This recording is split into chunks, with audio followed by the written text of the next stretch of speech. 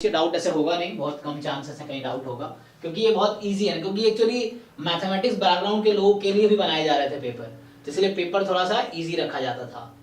अब जैसे अभी जो एग्जाम हो रहा है वो प्योर स्टैटिस्टिक्स बैकग्राउंड वालों के लिए ही है, गेट स्टैटिस्टिक्स, तो इसलिए क्वेश्चन का लेवल थोड़ा डिफिकल्ट रहता है देन दिस, लेकिन ये प्रैक्टिस पर्पस के लिए ठीक है, जस्ट फॉर प्रैक्टिस पर्पस ये है। तो 2011 का डिस्कस कर लेते हैं। टाइम है ना हमारे पास? हाँ अभी टाइम तो है।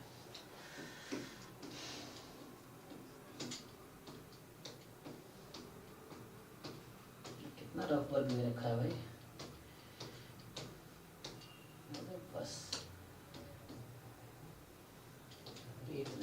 सब्जेक्टिव एग्जाम हुआ था क्या उस समय?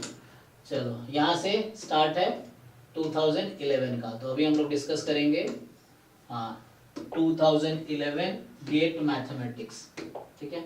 सो चलिए यहाँ से स्टार्ट करते हैं। तो पहला क्वेश्चन है the distinct eigen value of the matrix, निकाल लेंगे? सर 0 2 है। अच्छा निकाल लिया आपने, ठीक है। तो चेक कर लेना, फाइंड करके आइगन वैल्यू फाइंड करके आप वेरीफाई कर लेना जस्ट।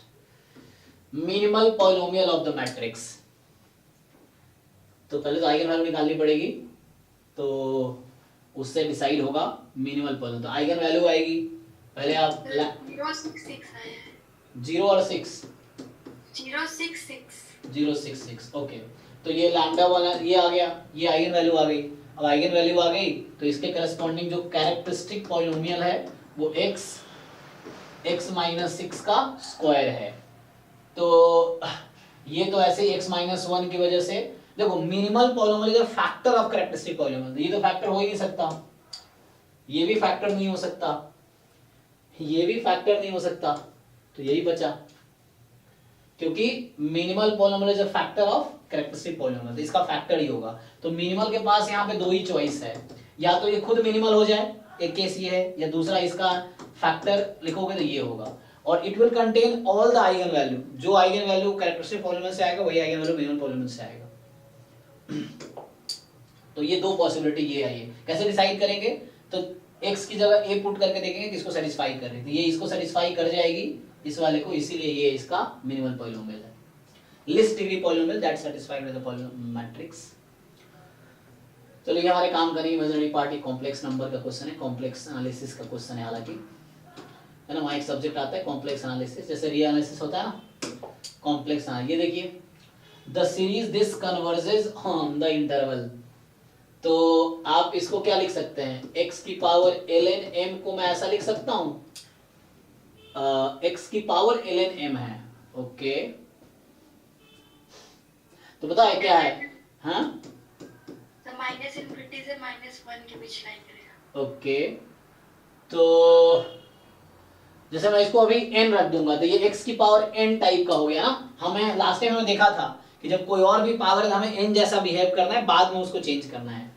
तो अभी this is like series x की पावर n ना, ऐसा कुछ, तो n बाद में वो मैं n को ln m कह रहा हूं, log m को मैं n कह रहा हूं, तो m हो जाएगा e की पावर n, ये चीज है, ठीक।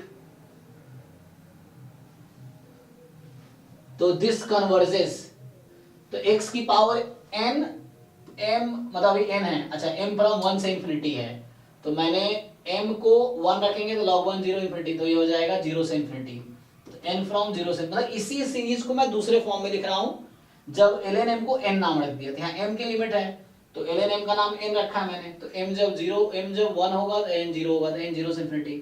और ये कब कन्वर्ज करती है ये वाली सीरीज,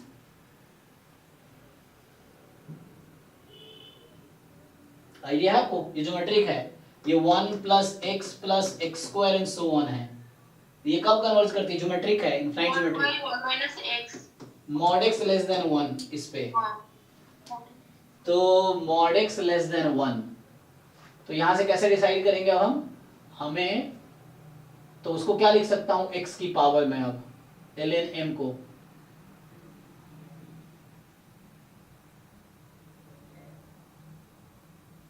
सो नाउ, लेकिन ये n यहाँ पे n क्या होता है, इंटीजर होता है ना, लेकिन यहाँ इंटीजर नहीं है, प्रॉब्लम ये है, है यहाँ पे। हाँ हाँ हाँ, एक मिनट, एक्चुअली इस ये मैं क्या लगा रहा हूँ, छोड़ो उसको, सीधा सीधा वो लगा लो, कोई टेस्ट लगा लो ना। तो यहाँ पे क्या होगा, चलो ये है, अगर मैं ऐसा बोलूँ सर ये -1 से +1 तक लाइक करेगा x का वैल्यू, और वो m⁴ होता है, तो इसीलिए सर वो 1/e से e तक होगा। अरे रेशियो टेस्ट या रूट टेस्ट कुछ सा लगा लो, हाँ तो उससे आ जाएगा। क्या बताया आपने? सर मैं बोल रही थी कि वो जो mod ऑफ x <1 है, उसका वैल्यू x का रेंज होगा -1 से 1 तक, तो सर उसमें से सारा मतलब e⁻⁻1 से x e होगा, मतलब ऑप्शन बी होगा। अच्छा सर वो तो सीक्वेंस के लिए होता है ना सर, इसमें सीरीज है। सीरीज इज कन्वर्जेंट, मतलब सीरीज का सम एक्चुअली log 1 x की पावर log 1 प्लस x की पावर log 2, तो ये तो पावर सीरीज है ना। x की पावर log 3, मतलब वही सीरीज है। पावर सीरीज में क्या कोएफिशिएंट यहाँ 1 है, तो एक्चुअली सीरीज है x का। तो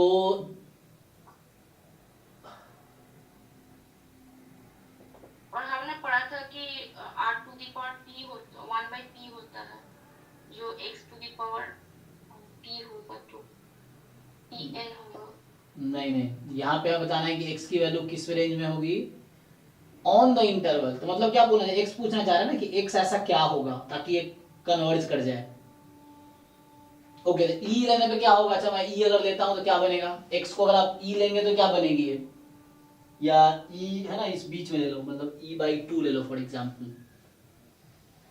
इतना मैं क्यों कर रहा हूं, दूसरा अप्रोच क्या है इसका,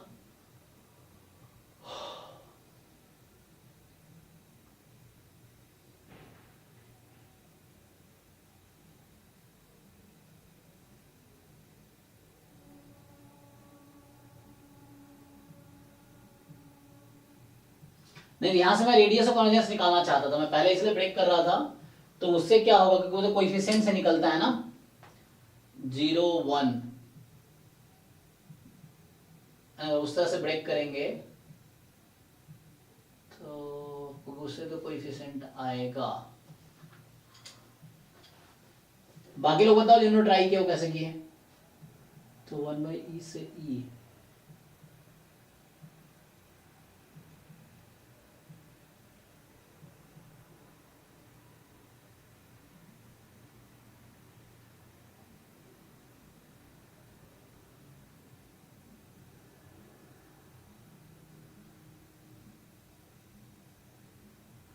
देखो हमने ये क्या पढ़ा है, हम लोग ये पढ़ते हैं ना कि जैसे सीरीज हमारे पास रहती है, एक तो मैंने ये पढ़ा हुआ है हमने ज्योमेट्री के लिए, तो यहाँ तो ये है कि n फ्रॉम, तो उसके हिसाब से वो तो वैल्यू चेंज होगी, इंटीजर नहीं है, ये हमने पढ़ा हुआ है कि लाइक 0 से इंफिनिटी है, this is convergent if and only mod x less than, यहाँ से आ जाएगा 1, ये इसके लिए कन्वर्ज करती है, ठीक। लेकिन यहाँ पे x की पावर log m है, पूछ रहा है कब कन्वर्ट, किस इंटरवल पे कन्वर्ज करेगी। तो कोई एक वैल्यू लेके चेक कर लो, इजी है ना। अगर मैं ये बोलूं कि x को मैं 0 से e 2 ले लो, तो 2 की पावर log m, e की पावर, ओके। अच्छा बताओ e की पावर ln m किसके इक्वल होगा, ये किसके इक्वल होगा, ये तो फॉर्मूला है ना, ये तो बताओ तुम लोगों को, e की पावर log m किसके इक्वल आता है, this number is equal to m, okay. तो मतलब e तो चलो है ना, e पे कन्वर्जेंट नहीं होगा, e से छोटी वैल्यू ले तो वहां से है ना ये m बन जा रहा है, और 1/e रखोगे तो क्या होगा 1/e, अगर मैं x को रखता हूं तो वहां भी वैल्यू क्या रहेगी, इसकी पावर log m, तो इसकी अगर सीरीज है ना, तो यहां से आपके पास e की पावर -1, पावर पावर मल्टीप्लाई हो जाएगा, तो ये 1/m आएगी ना।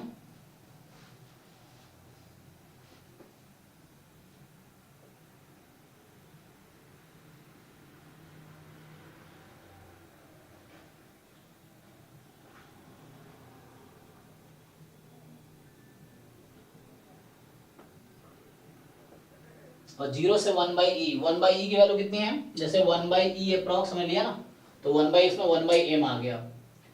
और अगर इस यहाँ पे सीरीज जो बनेगी इसकी सीरीज में लिखूंगा तो दिस इज 1/m और ये डाइवर्जेंट है, तो इसमें तो डाइवर्जेंट सा लग रहा है 0 से e में। अगर मैं 1 रखूँ तभी डाइवर्जेंट है, 0 पे तो 0 ही हो जाएगी, x को 0 रख दोगे तो 0 से 1/e, 1/e मतलब क्या 2.718, तो 1/e की अप्रॉक्स वैल्यू कितनी आएगी, तो यहाँ 1/m हो जाएगा।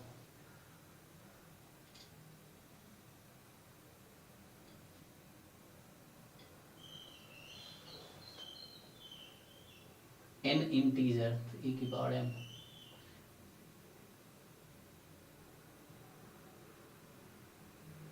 इतना मुश्किल तो नहीं लग रहा है। इसका आंसर क्या कर रखा है, ए वाला, आंसर क्या है इसका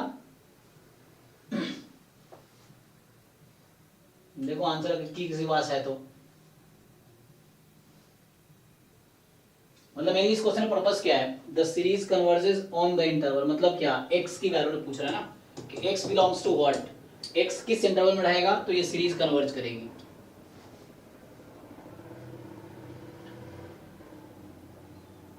e पे तो डाइवर्ट, e ऐसे इंक्लूडेड भी नहीं है, हाँ 1/e अराउंड 1/2, तो वैल्यू ज्यादा इसकी वैल्यू कम होगी।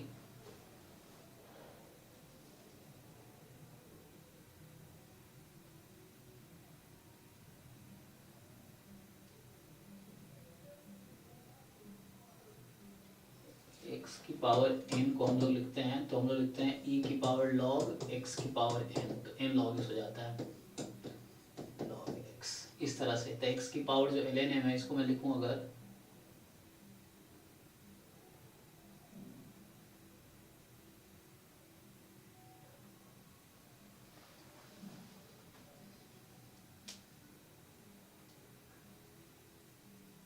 गलत क्यों हो रहा है,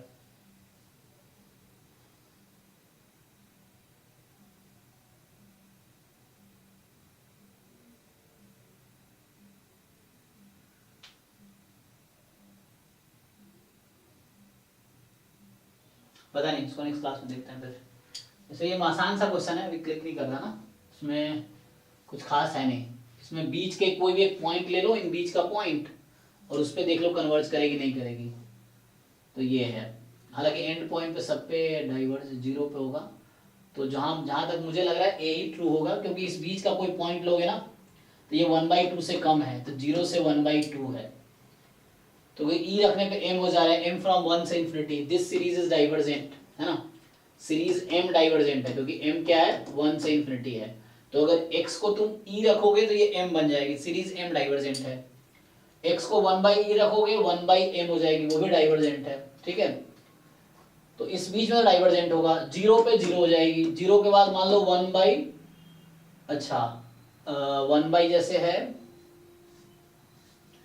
1/e² अगर मान लो है तो क्या बनेगा, तो e² हो जाएगा, हाँ यस, देखो इस बीच में वैल्यू क्या बिलोंग करेगी 1/e², जो कि 1/e और 0 के बीच ये रख के देखते हैं, मैंने इस बीच का एक नंबर चूज किया 1/e², यहाँ 1/e² रखो, तो जब आप 1/e² रखोगे क्या होगा, सो यू पुट 1/e² जो नंबर है 0 और 1/e के बीच है, यहाँ पुट कर दो, तो समेशन 1/e² उसकी power ln m, m from 1 से इंफिनिटी, तो इजी था, देखो यहां से m फ्रॉम 1 से इंफिनिटी कितना e की पावर -2 ln m, तो यहां से आ जाएगा summation m from 1 to infinity, ये आ गया m की पावर -2, मतलब सीरीज 1/m², m फ्रॉम 1 से इंफिनिटी, और ये सीरीज क्या है, कन्वर्जेंट है या डाइवर्जेंट है, 1/m²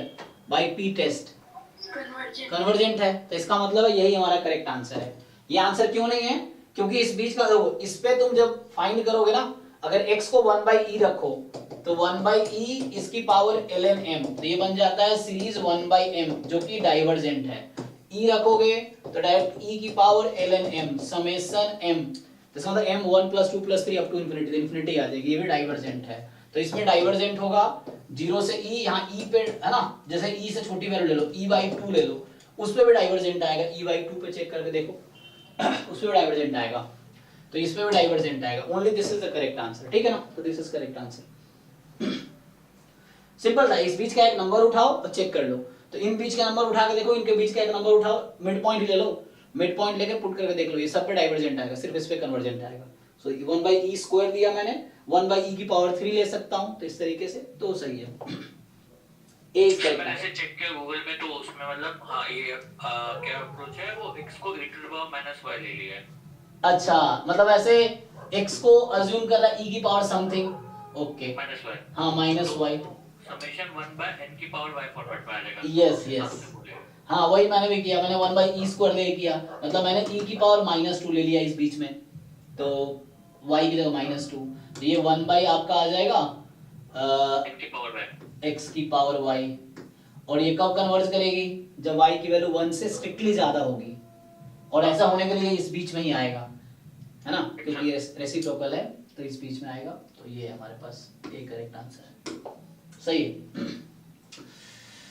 मतलब बीच का पॉइंट लेके पुट करके देख लो सीधा। ये हमारे पास ये सब न्यूमेरिकल का है, सब छोड़ दो, और ये हमारे लिए है, ये देखिए, हाँ ये पूछ रहा है कि कौन सा पीडीएफ होगा, तो देख के बता देंगे आप, सर डी वाला, है ना। तो जस्ट प्रोबेबिलिटी आपका वो आना चाहिए, सो जस्ट आप इंटीग्रेट करके देख लो तो आ जाएगा। तो यहाँ पे x स्क्वायर को t ले लूंगा, तो ये फर्स्ट एक्सपोनेंशियल 1 हो जाएगा x स्क्वायर, दाएं देख लेना, आप चेक कर लेना, क्योंकि ये तो बनेगा नहीं, इंटीग्रेट करके देखना पड़ेगा, ठीक है, चेक कर लेना। यहाँ कह रहा है कि 12 नंबर की x1 x2 x3 x4 independent standard normal है, स्टैंडर्ड नॉर्मल है, तो डिस्ट्रीब्यूशन होता आसान है ना, x1 - x2 हो जाएगा नॉर्मल 0 2 का स्क्वायर 2, का स्क्वायर 2, 2 इधर फिक्स कर लो, का स्क्वायर 1 का स्क्वायर 1, तो ये का स्क्वायर 2, ठीक है। इधर आपके पास है, ये बताइए, तो sequence of IID random variable है, तो which of the following statement is true for sequence xn? weak law of large number hold but a strong law of large number does not hold। बताइए क्या restriction है इस पे, weak law of large number, strong law of large number पे। ये PMF कुछ ऐसा है ना, अलग अलग पॉइंट पे दे रखा है। तो 1/2n स्क्वायर है अगर x की वैल्यू n है, 1/2n स्क्वायर है अगर x की वैल्यू -n है, और 1 - 1/n स्क्वायर है x की वैल्यू 0 है। तो पूछ रहा है कि ये जो हमारा which told, तो इसमें कोई थ्योरम लगेगा, देखो गुप्ता वाला थ्योरम जब क्लास में पढ़ रहे थे उसमें डिस्कस किया। Option sir weak law loss numbers hold कर रहा है, कैसे सर इसका आपने लिखा था कि ये मतलब xn converges p to e of x, it is w ऐसे लिखा था। अच्छा, मतलब x बार क्या xn converges to xn converges to p to e of x, p to e of x, मतलब p मतलब प्रोबेबिलिटी एक्सपेक्टेशन पे जाती है, प्रोबेबिलिटी ex, ये समझ नहीं आया। सर प्रोबेबिलिटी नहीं sir, convergence in probability, x bar is convergence in probability। अच्छा, converges in probability to ex, हाँ तो ex, हाँ यही है। ओके, ये तो weak law of large number theorem है, और strong law of large number converges almost surely to ex, but आपको डिसाइड करना है कौन सा अप्लाई होगा कौन सा नहीं होगा। तो इसके लिए थ्योरम है आपके पास, थ्योरम चेक करो, गुप्तापुर वाली बुक में मिल जाएगा कि रेस्ट्रिक्शन क्या है, कुछ इस तरह से थ्योरम होगा कि ये फाइनाइट आना चाहिए, कुछ ऐसा कुछ ये होगा। तो यहाँ से वेरिएंस इसका क्या आ जाएगा, वेरिएंस आप निकाल के देखिए।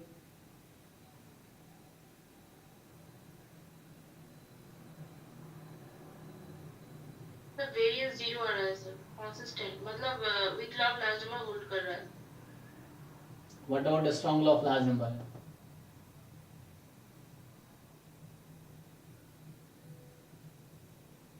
सर ऐसे सर WLN होल्ड कर रहा है, लेकिन SLN में थोड़ा सा प्रॉब्लम है सर, इसको कैसे करूंगा?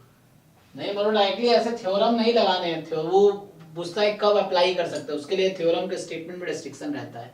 आपको थ्योरम देखेंगे वहां रहता है ना कि मीन फाइनाइट होने चाहिए, वेरिएंस फाइनाइट होने चाहिए, यहाँ तो मीन तो चलो यहाँ से 0 आ जाएगी, इसकी मीन 0 आ जाएगी ना। और वेरिएंस कितनी आएगी इसकी, तो वेरिएंस अगर आप फाइंड करेंगे तो EX² फाइंड कीजिए, मीन तो 0 आ चुका है, 1/2 प्लस EX² 1/2 प्लस 1/2 एंड यहाँ से 0 हो जाएगी, तो 1 आ रही है ना, चेक कीजिए। तो इस तरीके से तो 1/n² कन्वर्ज करेगी। सो मे भी दोनों होल्ड होना चाहिए, यहाँ पे चेक करना पड़ेगा मुझे थ्योरम खुद ही, आप लोग चेक करके आना, ये वो थ्योरम मिल जाएगा बुक में, उसको अप्लाई करना है। So that theorem we have to see. ठीक है, देखेंगे अभी, अब ट्राई करके आना क्योंकि टाइम खत्म हो जाएगा जब तक, नहीं तो कल डिस्कस करते हैं अगर नहीं होता है तो। ये बुक में थ्योरम है, गुप्ता कुल वाली बुक में बहुत सारे थ्योरम्स हैं, उसमें देखना है थ्योरम लगाने हैं कि व्हाट इज ये अप्लाई करने है क्या रेस्ट्रिक्शन है और ये अप्लाई करने है क्या रेस्ट्रिक्शन है, उससे आ जाएगा।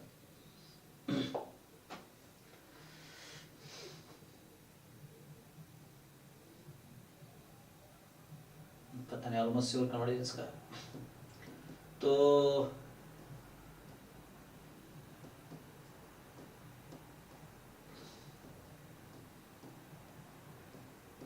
ये था ग्राम स्मिथ, हमने हमारे सिलेबस में है ये ग्राम स्मिथ ऑर्थोगोनलाइजेशन प्रोसेस, याद है? इसका एक एल्गोरिथम है, मतलब मेथड आपको याद रखना पड़ेगा क्या था। तो जैसे V1 बराबर तो जस्ट U1 रख सकते हैं, लेकिन ध्यान रखना बाद में हम उसको ऑर्थोगोनलाइज करेंगे। V2 बराबर क्या होता है, U2 माइनस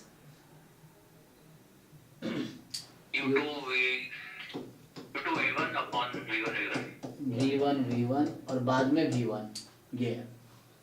तो U2 V1 V1 V1 V1 इस तरह से है। तो U1 तो जस्ट आपके पास वही रहेगा 1 1 0, और फिर यहाँ से जब फाइंड करेंगे तो 1 1 0, मतलब ये सॉल्व देख लीजिएगा लॉगरिथम क्या है। फिर बाद में क्या करना है, जैसे यहाँ पे ऑर्थो नॉर्मल बनाना था, अभी जो बना रहा हूँ ये ऑर्थोगोनल आएगा, अभी जो बना रहे हैं ऑर्थोगोनल है। जैसे ये ऑर्थोगोनल, अभी नॉर्मल नहीं, ऑर्थोनॉर्मल मतलब ये मैग्नीट्यूड बनाने चाहिए, तो इसका मैग्नीट्यूड निकालेंगे तभी मैग्नीट्यूड √2 आएगा, तो √2 से इसको डिवाइड कर देंगे तो मैग्नीट्यूड 1 हो जाएगी, इसलिए इसने √2 से डिवाइड कर रखा है। ठीक है, तो इजी है, जस्ट आप देख लीजिए ग्राम स्मिथ ऑर्थोगोनल प्रोसेस क्या होता है। पहले ऑर्थोनॉर्मल आता है, फिर ऑर्थोगोनल आएगा, फिर उसको मैग्नीट्यूड से डिवाइड, मान लीजिए इसका जो आंसर आया, फिर इसका भी एक आंसर आएगा, तो वो उसका मैग्नीट्यूड 1 होने चाहिए ऑर्थोनॉर्मल, तो ये 1 बनाने के लिए डिवाइड किया है √2 से। तो जब फॉर्मूला देख के अप्लाई कर दीजिए, तो ये बस अप्रोच बता रहा हूँ, सॉल्व आपको करना है। तो ये अभी अगर रिवर्स वे में जाएंगे ऑप्शन के थ्रू, तो ये मैट्रिक्स फॉर्म में अगर इसका वैल्यू कुछ 1 आ जाए तो होगा क्या, मतलब अच्छा, जैसे देखो ये तो ऐसे ही आउट लग रहा है, जैसे अभी तक ये वाला 1 0 ये तो ऐसे ही आउट हो गया क्योंकि इसका मैग्नीट्यूड 1 है। अच्छा, इस मैग्नीट्यूड नहीं क्योंकि इससे √2 जस्ट इसका ही है, इसका नहीं है, तो सबको ऑर्थोगोनल बना ही रखा है, बस आपको सॉल्व करके देखना पड़ेगा। ओके सर, रिवर्स वे में भी चल सकते हैं, रिवर्स वे में ट्राई कर सकते हैं। तो पहला वाला तो ये क्या है, ये तो नहीं आएगा, ये 0 1 0 नहीं आएगा, तो आएगा तो वही है ना, तो ABC में से आएगा। और बाकी सॉल्व करके देखना पड़ेगा, मुझे फॉरवर्ड ही पता है, बैकवर्ड का देखना पड़ेगा, होगा प्रोसीजर बैकवर्ड का भी, मुझे भी याद नहीं है, बैकवर्ड का भी होगा कि यहाँ से हम वहाँ बना सकते हैं उसको, तो वो भी देख सकते हैं, देखना पड़ेगा उसके लिए।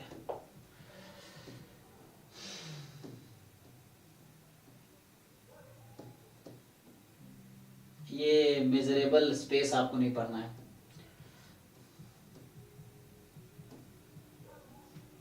ये कर सकते हैं कैलकुलस, ये लाग्रांज मल्टीप्लायर का क्वेश्चन है ये,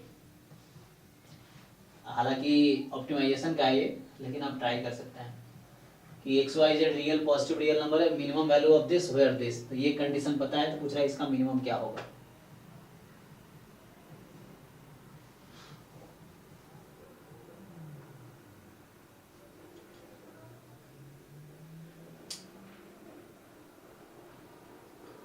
तरीका एक ये होता है कि अगर हम इसको क्या करें 3 3 3 ले लेंगे तो क्या हो जाएगा, इक्वल वो हो जाएगा 3 3 3 के चेक करते हैं तो उससे भी आ सकता है, ये पता नहीं, इसको करके देखना पड़ेगा।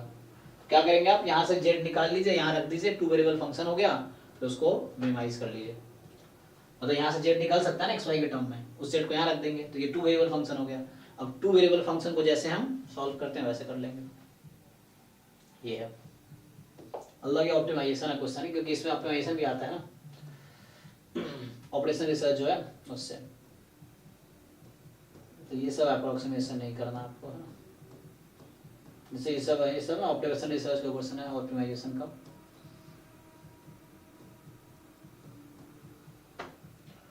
Time to failure of a time to failure of a component is a continuous random variable t with pdf। तो ये एक्सपोनेंशियल 1/10 है, मतलब मीन 10 है। तो 10 of these components are installed in a system, तो n की वैल्यू 10 है, and they work independently, then probability that none of them fails before 10 hours, none of them fails मतलब all are working, है, ये चीज है। तो none of them fails before 10 hours निकालिए, तो सिंपल है, मतलब आपके पास 10 रैंडम वेरिएबल है, ये x1 x2 x10 r IID exponential 1/10, ठीक है। तो ये आपके पास है x1 x2 x10 जो है IID एक्सपोनेंशियल 1/10 है आपके पास। अब पूछ रहा है क्या प्रोबेबिलिटी है कि none of them fails before 10 hours, इसका मतलब क्या है, all are working। Sir 1 minus fx मतलब e to minus 10 हो रहा है। ये कर लीजिए। Probability of x is greater than 10 का whole power। हाँ, whole power, yes. So x greater than 10, इसकी पावर 10 हो जाएगी, ठीक है। All are working after 10 hour, ये मतलब है ना कि none of them fail before 10 hour, मतलब all are working till 10 hour, मतलब मोर देन 10 आवर लाइफ, तो ये हो गया। अब ये निकाल के इजी है आपके पास, कितना आएगा ये, So e की power minus 10। है ना, तो वहां से आ जाएगा, ठीक है, -10। तो इससे आ जाएगा।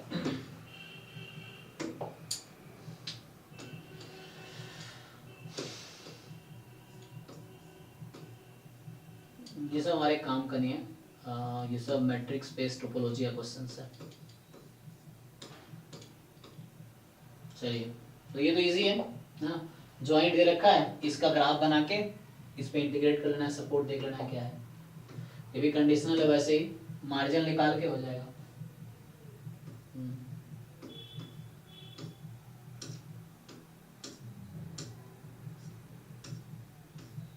ये सब न्यूमेरिकल के क्वेश्चन है, खत्म। तो कुछ ज्यादा था नहीं इसमें, है ना। तो ये अब आ गया 2012 का, जो हम कल ऑलरेडी कर चुके हैं। तो आप एक बार देख लीजिएगा, जो क्वेश्चन रह जाएगा कल हम डिस्कस कर लेंगे, बाकी हमने ऑलमोस्ट सारे डिस्कस कर ही लिए। तो 2010 और 11 का आज हमने डिस्कस किया है, कल 2009 एंड 8 का डिस्कस करेंगे। 3-4 क्लास में ये कंप्लीट हो जाएगा, फिर हम लोग कुछ मॉक टेस्ट डिस्कस करेंगे, देखते हैं आगे क्या करते हैं।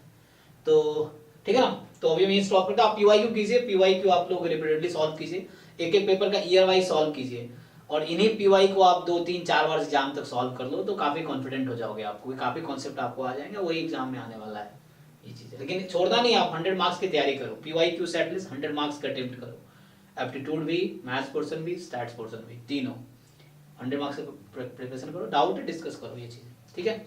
तो ये स्टॉप करते हैं, आप ये 10-11 का करके आइएगा, और कल फिर 2009 एंड बताइए। सर ये जो डीजेनरेट डिस्ट्रीब्यूशन होता है, इसका सपोर्ट मतलब इसका सपोर्ट कोई एक सिंगल पॉइंट होता है, इसलिए